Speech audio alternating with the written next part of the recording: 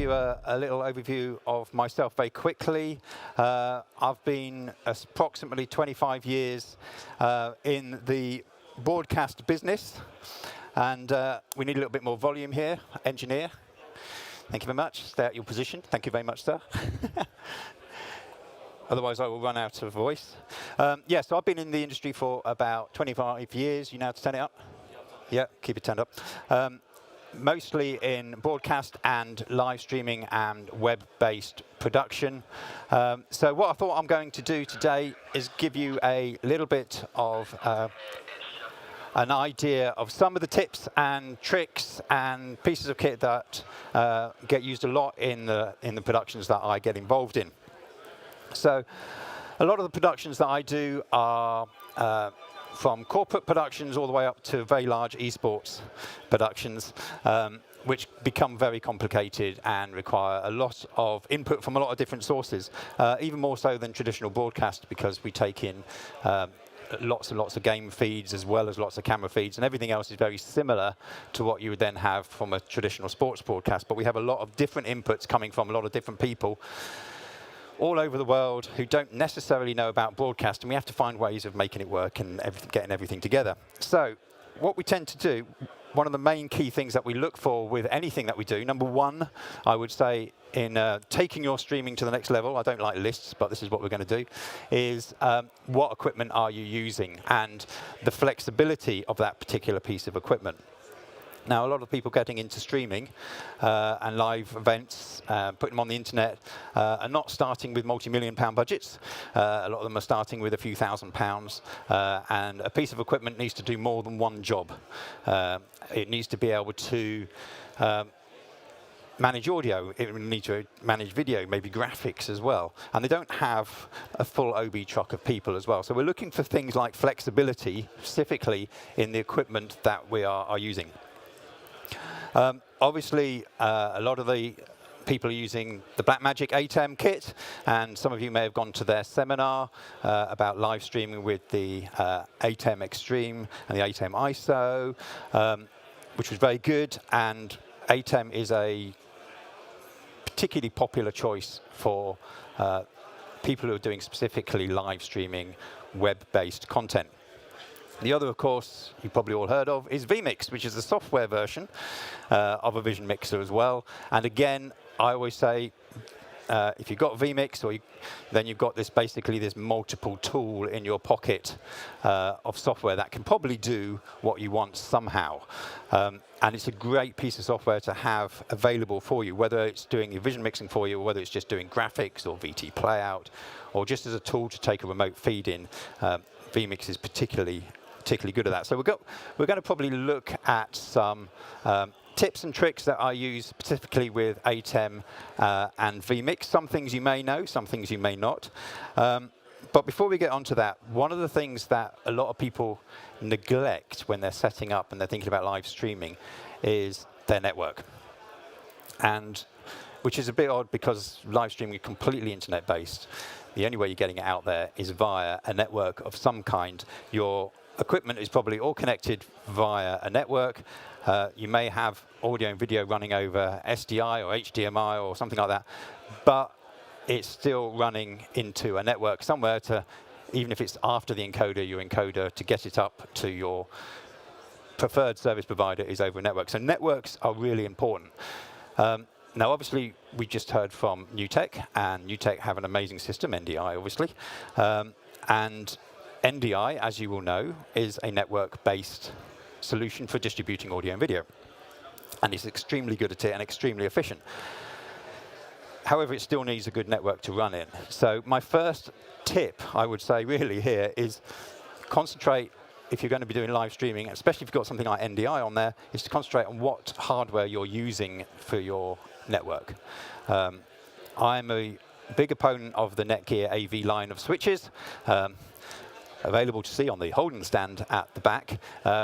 These network switches are designed to make life easy for you as a necessarily not a networky guru type person to be able to configure your network for your NDI, Dante, normal networking utilities to work well all together on a network, and they're certainly worth looking at.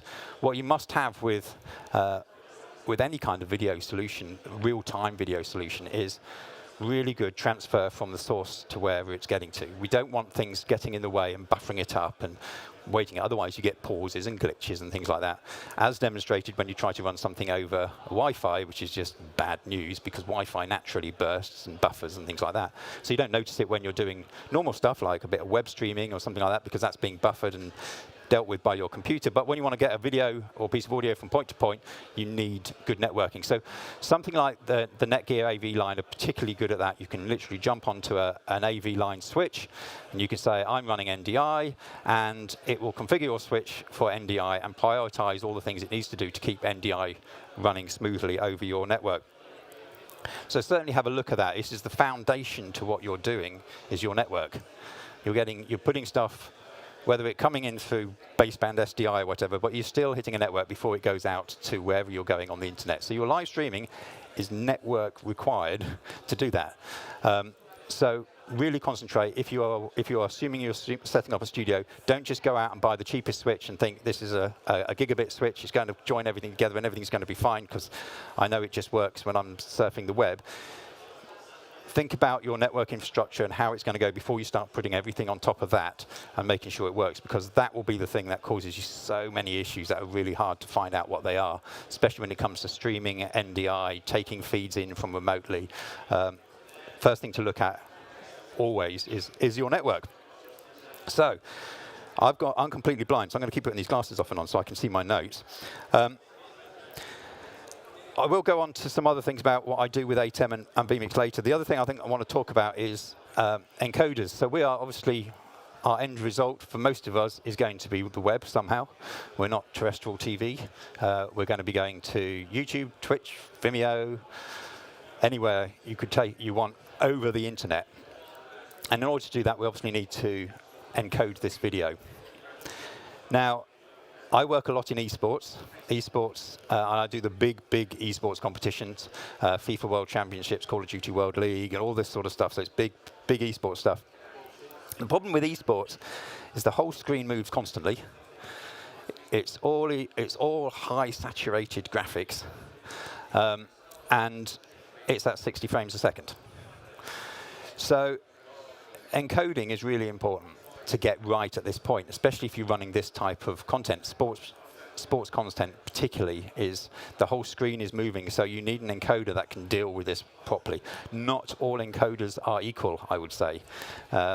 If you go out there and you find let's say, a very low-cost encoder, H.264 encoder, I can guarantee you that you will get something out of it sometimes up into the internet, but you compare it to let's say a better quality encoder, and there is a marked difference, and you think, oh, hold on, but I've got bitrate the same, and it's 6 megabits a second, 1080p, 5994. Why is this one looking rubbish? The movement's no good, and things like that. And this one's looking fantastic. And a lot of that is your encoder. And one of the real things to look at is when you're searching for an encoder, especially for sports, is constant bitrate. There's two types of ways of encoding. One is called variable bitrate, whereby it analyzes the image and thinks not much is moving in that, therefore I don't need to put as much bandwidth to it, save you some bandwidth, I'll drop it down. And then it goes, oh, hold on, everything's moving. I need to up the bandwidth again and send out more. And so it goes up and down like this. Now, for normal news, something like that, talking heads and things like that, absolutely fine. If you are running something at 60 frames a second and it's esports, I'll give you an example. Let's say, I'll give you an example in FIFA. So if anybody knows the FIFA game, when you play in the game, you pause the game and you want to do some substitution changes. All well and good. Yeah, substitution changes. A variable bitrate encoder goes, nothing happening here. It's a fixed screen. I'll just do a lock off, and that's absolutely fine, and no one notices that. And then they come out and the game starts again, and it ramps back up, and it doesn't go down straight up. It ramps up. And on esports, you suddenly notice this as really, usually blotchy and things like that as things start moving. And that's because of this variable bitrate. It's an absolute killer for esports when you're doing things properly. So look for something like a constant bitrate. If you're after an opinion, the best H.264 encoder out there for esports with a constant bit rate that is not going to break the bank and is not massively expensive is the AJA Hilo. We have done side-by-side tests with lots of different brands of encoder, and in its price bracket, AJA Hilos are absolutely superb at the way they deal with fast-moving graphics, setting it to constant bit rate, one of the best out there. I do like, on the lower market, the Blackmagic Web Presenter HD is good, but it's not constant bit rate yet. I have been going on to them saying, please make it constant bit rate, and they're going, but why? So hopefully that will get constant bit rate out of them. For the larger, higher-end stuff we do where quality is paramount and budgets are good, then Internaur is your best encoder out there. Full stop. You won't get better. You may not have heard of Internaur, look them up.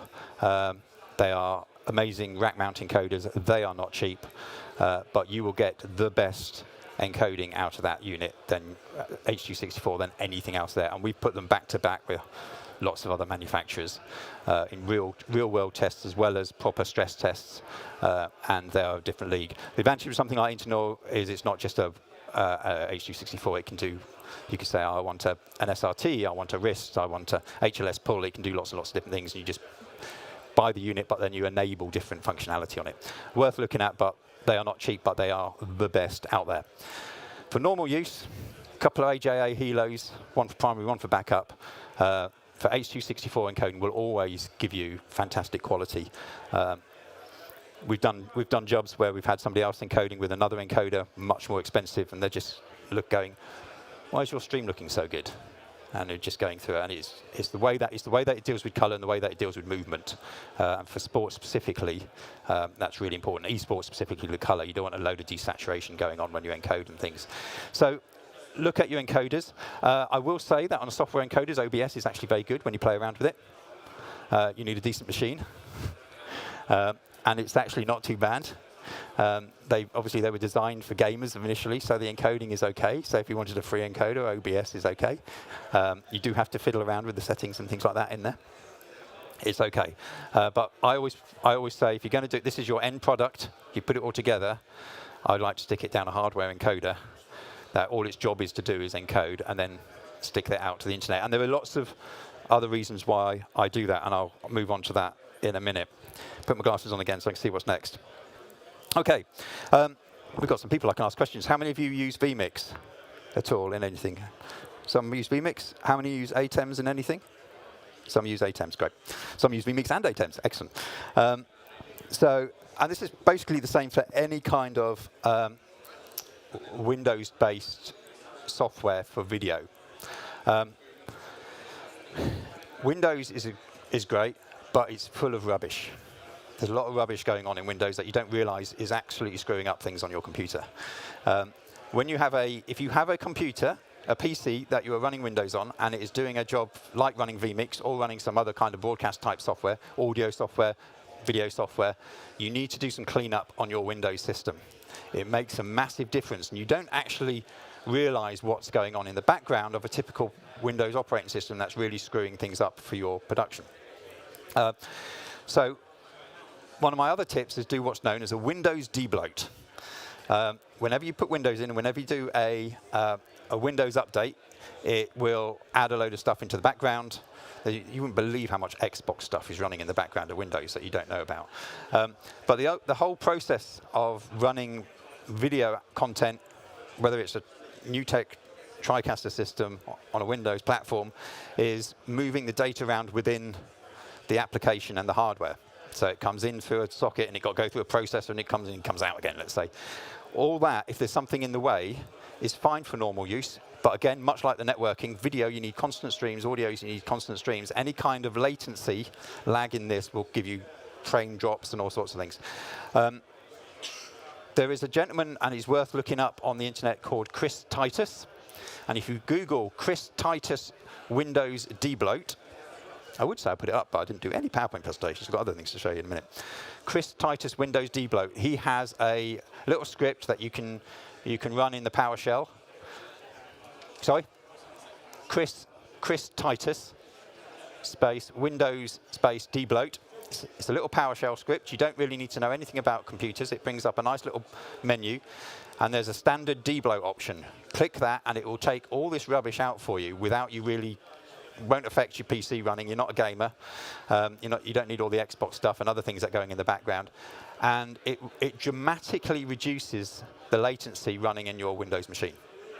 And it's the first thing we do. One, I would always recommend that any machine you're using for production is used for production, and you're not sticking loads of antivirus on it, and you're not sticking everything else on it, and you haven't got Excel and Word and all this stuff if you don't need it, ideally. But again, you can still run those. It won't affect those. But it does massively reduce what's known as the latency through your machine. It was originally designed, a lot of people like using them for gamers, because obviously they wanted every frame they could possibly get out of a game. The offshoot of it, for those who do audio production and for those who do video production, it's the same effect, and it massively reduces the latency on your machine. You'll probably find it just feels a little bit snappier as well when you use it. So that's another thing I would highly recommend. Glasses on again, here we go. Right. Which one shall I do next? Right. Audio. I'm a big audio advocate. I come from an audio background, and I was a production audio engineer. I love audio, and people massively downgrade audio in their production, which they shouldn't do, because it's the one thing that ties everything together is your audio. Pictures are, to be honest, pictures are really easy. You know, moving pictures around and things like that is relatively easy. Audio becomes really, really complicated, especially on live productions when you've got this person needs to hear this, and this person needs to hear this, and this person is going back to this, and they need to hear that, but not this, and then when that happens, this happens, and it's like, oh, I just want to press a button and it works. So my other tip is, if you're running VMix or any other kind of software kind of system that has an audio engine built into it, like VMix does and NewTek do as well, I say get it out as quickly as you possibly can. Get it out of that system and onto a proper audio mixer. I love Dante. I hope you've heard of Dante. Dante is effectively NDI, but just for audio. So it's a they're going to go into video, but let's not talk about that. But NDI, Dante audio is a means of moving audio around over the network. And it does it brilliantly. It's been around for many years now. It's a mature system. It just works. I do big live stadium gigs and things like this with bands as well. Dante's rock solid, and it's the thing to do. So if you're a vMixer, if anybody who's a vMixer, and for those that are watching who are a vMixer, a lot of you will take audio or feeds in to your vMix, whether it's a remote feed, could be coming in via SRT or what's known as vMix Core, which is just like a core coming into vMix. And vMix has a, actually, I can show it because I'm like that. Let's try this. Here we go, PC feed. Works. vMix has a, let me just get my mouse working on here. There we go. Move that out of the way. There we go. So we have an audio mixer in vMix that you can enable, and it will route audio around within vMix and send it off to itself. Ignore that camera. My first tip, if ever you're doing anything like this, is if you can, get yourself an external mixer that does audio properly, and get your audio out of, I'm going to say vMix in this case, get yourself audio out of vMix onto your network via Dante, which is, you can use a piece of software called Dante Virtual Sound Card or Dante Via, or you can buy a really expensive PCI interface, or you can spend $50 on the software. And then basically you can send everything you want out of vMix onto your Dante network, and then it comes into your audio mixer as audio channels. So again, my tip, if you're running a small studio, people slate them for live audio, but they are really, really good for this sort of thing, is an X32 rack by Behringer. So Behringer do this rack-mounted system. It's kind of the one-up from what we're running here. But what that allows you to do, you can put a Dante card in it when you can buy them, send all your audio signals from wherever they're coming from, whether they're coming from microphones, you can do via a standard microphone if you wanted to, but all your Dante audio from your computers and things like that, all into this, and they just become channels on the desk. No different for anything else. You can treat them exactly like that. So let's say we've got somebody coming in, a VMix caller coming in. You can immediately, instead of trying to do everything within VMix, you can just send it straight out, and it appears on a channel on your desk. And that's it, you've got it. And now you can do your mix like you would normally do.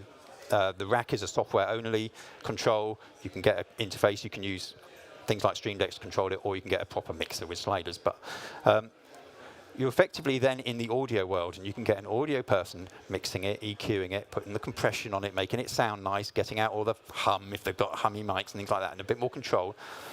And then create what's known as buses, which are outputs, which are just groups of channels. So X32 has 16 buses, 16 mono buses. Every single one can appear on the network or out of an XLR out the back. And you can just choose, you can mix whatever goes to that particular bus. So for example, let's say you had a caller coming in, you've got a studio set up, you've got a remote person coming in, whether it's, I'm going to do VMix call, but it could be a live link up from another studio coming into your system. And take it out of your software, straight into your mixer. One of those XLRs could go to an IM sender into your earpiece of your presenter at a basic level. And then you can just choose what they want to hear. You want to hear a bit of this, you want to hear a bit of that, you want to hear a bit of that. If you do something in VMix, VMix is rubbish at that, unfortunately. It hasn't got a proper mixer in there. All you can do is mix the input level, which means if you turn it down there, you turn it down for all over other places. So you get it out of VMix into a proper mixer, and all of a sudden, your life becomes really, really easy. You just have a bus that goes there, and this is an IM bus. What do they want to hear? Oh, I want to hear that. Just turn it up. And they go, oh, can I hear a little bit of the other guest, please? Yep, no problem, turn that up. Or that's too loud. Can I take the VT audio? VT audio is a good example. Take it straight out of VMix and then into your desk. And then if they wanted to hear a little bit of VT audio, if you play VT audio from your VMix or some other VT output, you can just mix it into their ears. And you can create that for everything. The only drawback to that, and again, not a lot of VMix users here, but if there is VMix users here, don't take it back in to VMix for doing your encoding. Some people do everything within VMix. So normally they'd go, oh, I've got all my cameras coming in, I've got my feeds coming in and graphics coming in, I'm doing my encoding on VMix, but I want to send all my audio out, mix it, and then bring it back in. Unfortunately, that way you're going to have your audio behind your video, because it's gone all the way out, it's done a longer route, and come back in. Audio in front of video is fine, we can deal with that. Audio after video is bad news, as far as us in the video world is concerned, because we can't delay video as easy as we can delay audio to sync things up. So it's important when you're doing this sort of stuff is that you are encoding somewhere differently. So you'd have your video signal coming out and you'd have your audio signal coming out, and then you need to put them together and then go to your encoder, so they're all in, and then you can adjust your sync quite easily. You just they're taking effectively the same route, and your audio will always get there before your video, and so you can just adjust your audio to sync it up. If you bring something out of VMix and back into VMix into the same session, your audio will be behind, and it's a whole world of pain. If you have remote callers, say you have a remote person coming in from, say, a live view, or something like that, and you just want to send them a return feed of audio, that's fine. The few 10, 20 millisecond delay that you're getting on that is not going to cause them any problem because they're just getting an audio feed. So you could send a bus from your mixer back into your VMix and then send it off to your listener. And that can have everything you want on it, and they just mix it, and that's fine. It's not going to air, so if it's not perfectly in sync, really, we don't care. Somebody's miles away, and if they're just a VMix call, it's normally okay. So something like that, I'd say, when you look at it, think about getting your audio out of these systems, because you do not have the controller. And as soon as you get into an audio mixer, your life becomes an awful lot easier. Let's move on. Obviously, questions can be asked afterwards. On the embedding side, I mentioned embedding. There are many solutions. Once you've got an audio mixer, you need an encoder that can embed the audio. So embedding the audio is obviously taking the audio and your video feed, putting them together and encoding it out. At a base level, something like an AJ Hilo has a mini jack in. Not ideal, but you've got a mini jack in. I like to use a proper SDI embedder. There are Dante embedders out there, because I do everything through Dante now, which are not particularly cheap, but they do allow you to take up to 16 channels, because you can take 16 channels and embed those. So Sonifex do one. You can just choose what Dante channels, embed that into your SDI feed, and then out comes SDI with all the audio in. Particularly good if you've got takers who want multi-channel audio. So you've got like your main TX mix on 1 and 2 and clean effects, and then you might have a PA mic from somebody doing calls and they're taking it. So sound effects do one. It is very expensive for an embedder. Glen Sound, I don't know whether you heard of Glen Sound. Glen Sound, UK company, they do a lot of Dante products. Are just now bringing out a more basic embedder for straight in, or SDI in, Dante in, straight out, nothing, no bells and whistles. But if you just need an embedder, it's a good way of doing that. Again, another way of doing it, sometimes we would use a small ATEM. It's really kind of handy to have. If you've got like to be honest, the old ATEM HD with the XLR in on the side, back, has about 4 SDIs and 4 HDMIs and SDI out. We use those a lot, basically as audio embedders and little downstream mixers, because you can cut away from your mainstream if you need to something else, so you can carry on running. So you can put a holding slide on that, do whatever you want. But the other, it's got XLR in. If you're running Dante, you can get a Dante to XLR converter called an Avio adapter.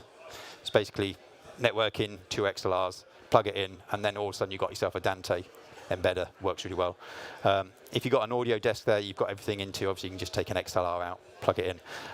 And then obviously SDI out to your AJA Hilo, or if you've got the money, into your encoder, and off you go. So definitely worth looking at is what's happening with your audio. I'm going to talk a bit about control. Obviously, we're not specifically talking about big OB trucks where you've got one person who's pressing this button, one person who's pressing this button, 3 people who are pressing these buttons down here. A lot of the time, there's only a few of you doing a stream, and you need to be a little bit more controlled. Have any of you heard of Companion? Oh, we're going to have fun. Have any of you heard of Central Control? We're going to have fun. OK, so with ATEMs and VMix, for example, normally with a vision mixer, you would have some kind of panel to play around with, which is a typical vision mixing panel. You can buy those from Blackmagic for ATEM stuff. You can't buy them for VMix, which is obviously this here. And it's all just software stuff, you know. This is a touchscreen, so it's quite handy.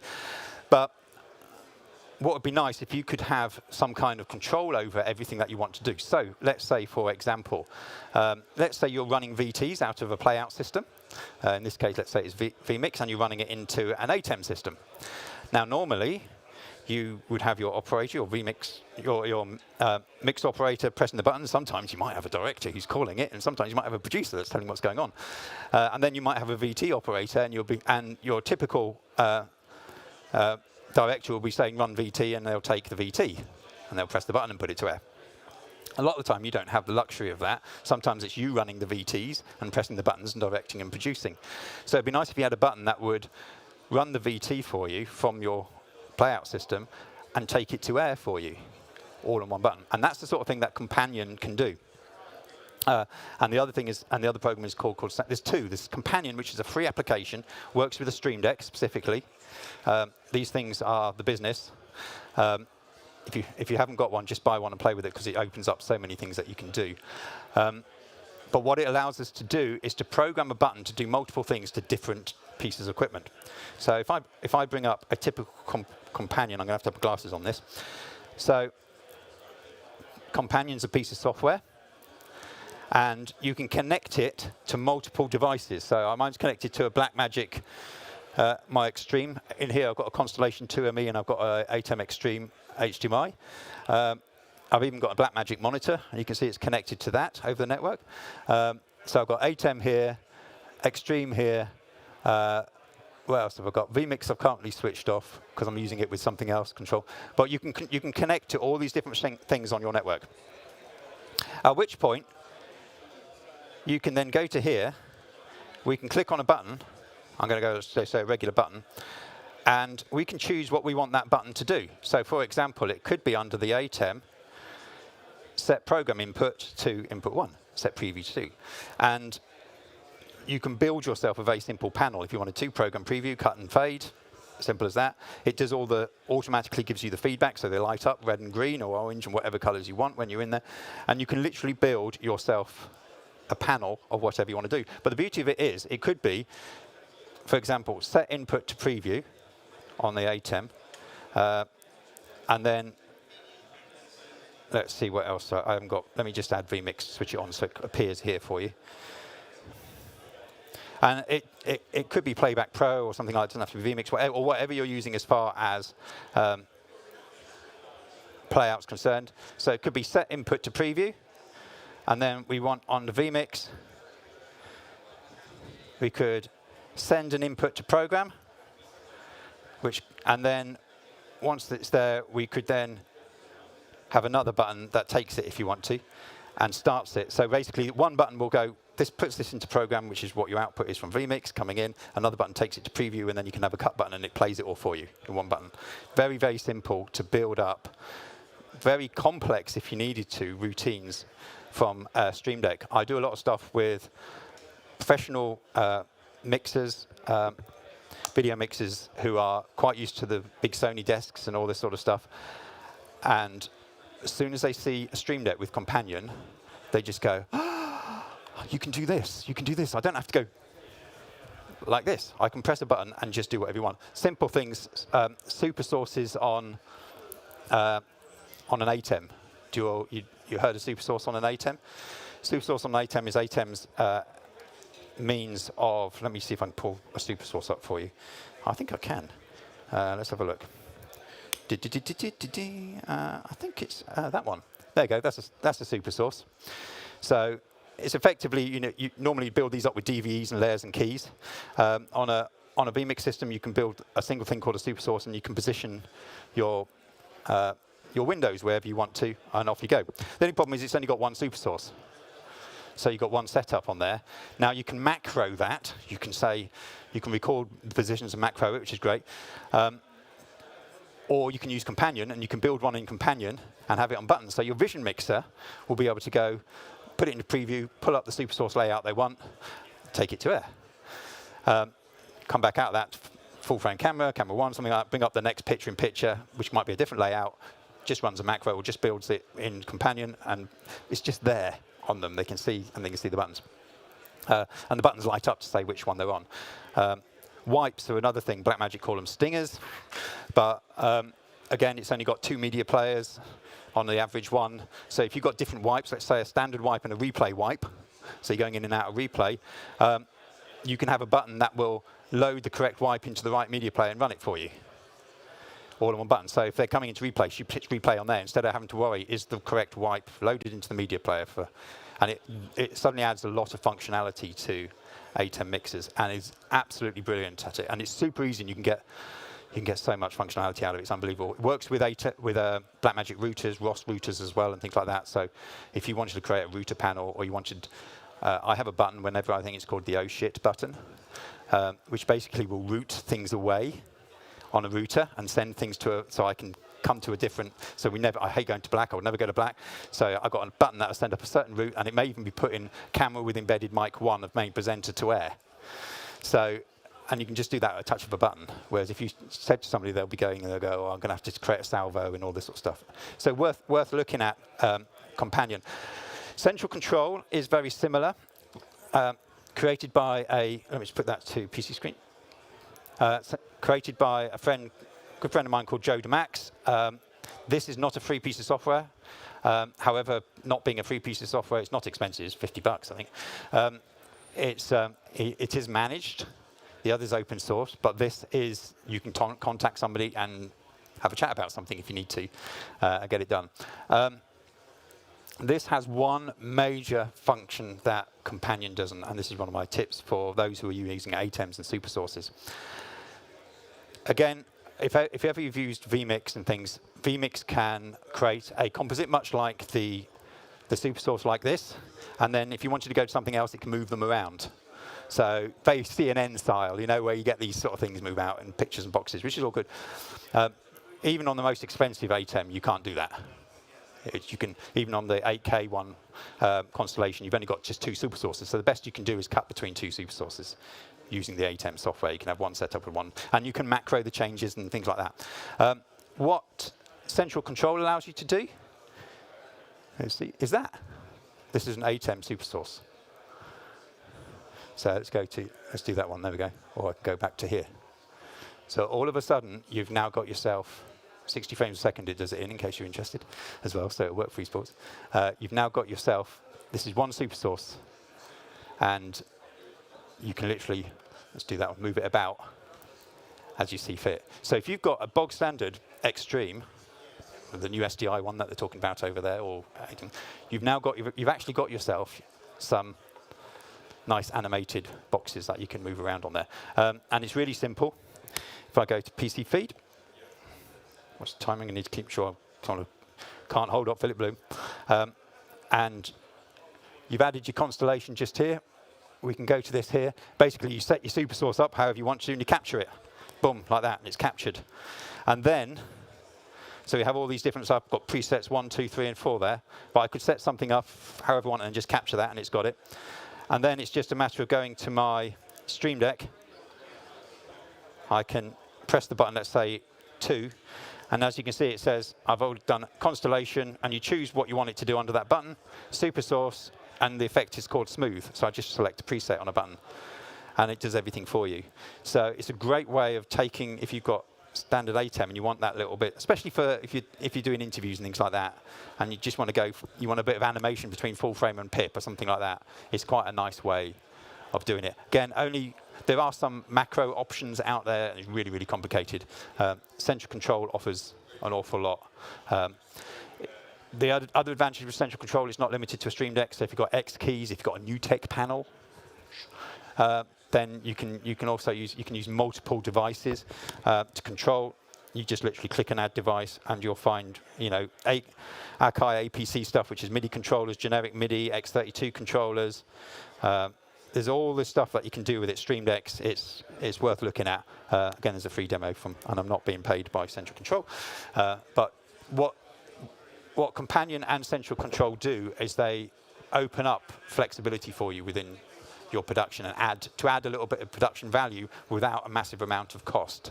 I would say if you just get a Stream Deck and play with Companion at first, or buy a copy of Central Control and just play around with it, you'd be amazed at what you can do. I'll show you another little thing that we do. So that was a tip. There we go. I'm not very good at numbers and tips. It's a tip. One of the other things we do a lot for those that are taking things in on VMix, again, apologies that this is a bit VMix centric, but it is used a lot. Let me go into VMix on here. Here is a typical VMix basic session, and what we tend to do, and let's say that this was a caller coming in, really badly framed. And what we tend to do on VMix is, let's put this onto there. There we go, and put that into there. What we tend to do is your typical box, yeah. And let's say we could have 3 of these. It doesn't really matter. I'm just showing one for the sake of it.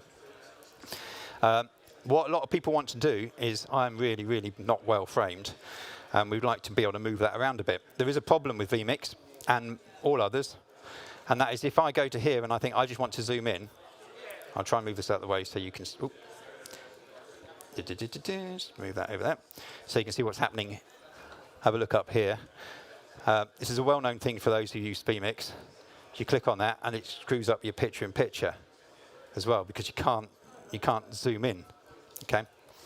What would be really nice is if we could do this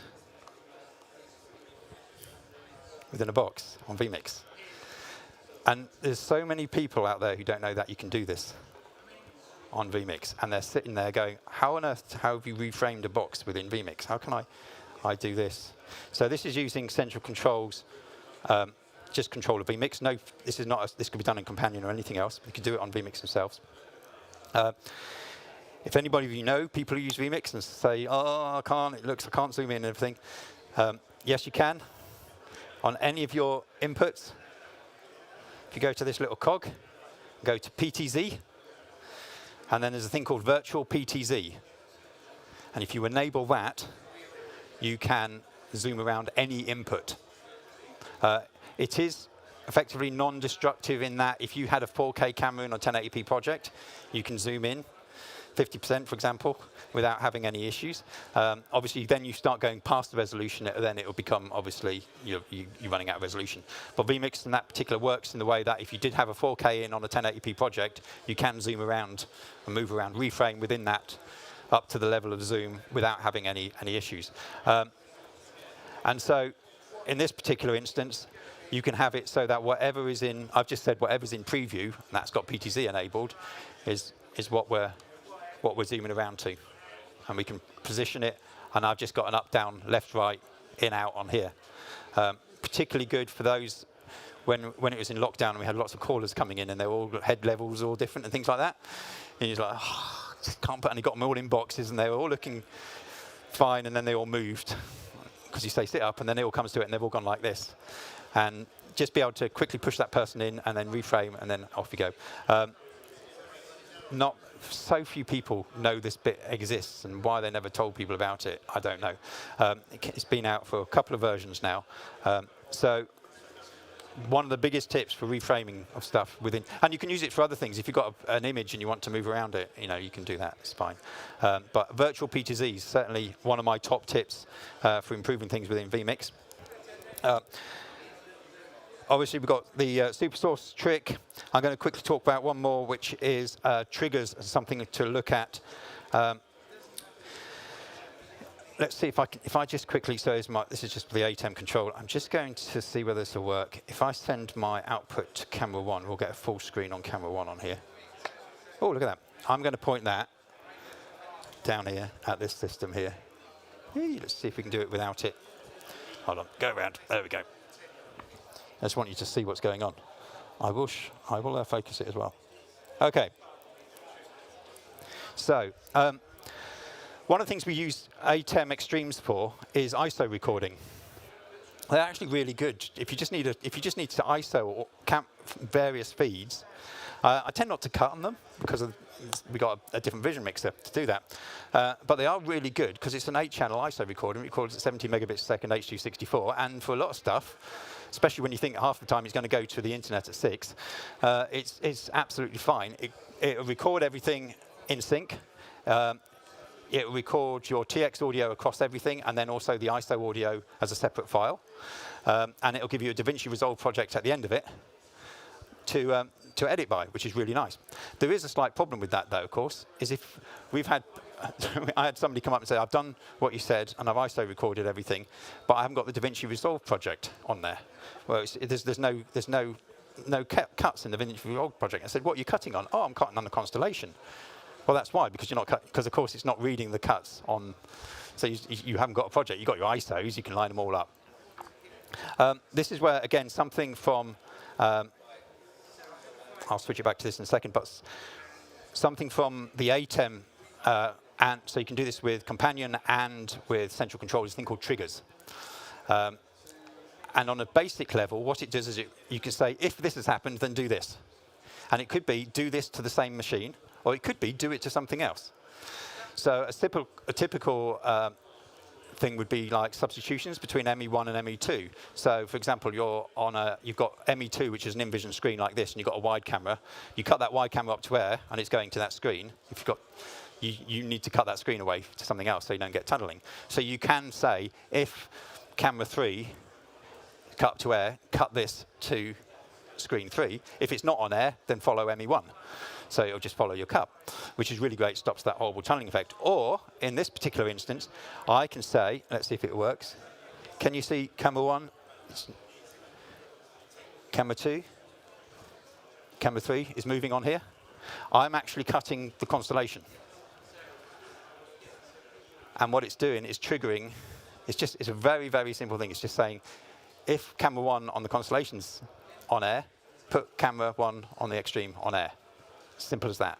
So, and that could be anything. You could say, if SuperSource is on air, then put SuperSource on air. And what that does is that then it's only being used so that those who edit in DaVinci Resolve can take the project out and effectively got a timeline, and they can do a quick re-edit of it. So triggers work really well. Let me just put that back for you. Can't see. And then I'll just show you very quickly ME1. So let's see if we go to PC feed. There we go. Again, this is just central control I'm using here to pick things up. But a trigger would be under here, triggers. I've got cam 1, 2, 3, 4, 5, 6 as super source. I'm not using them all, but all it does, you can edit them, add them, but it is literally, you just choose from here. If the label of the input is cam 1, on ME1,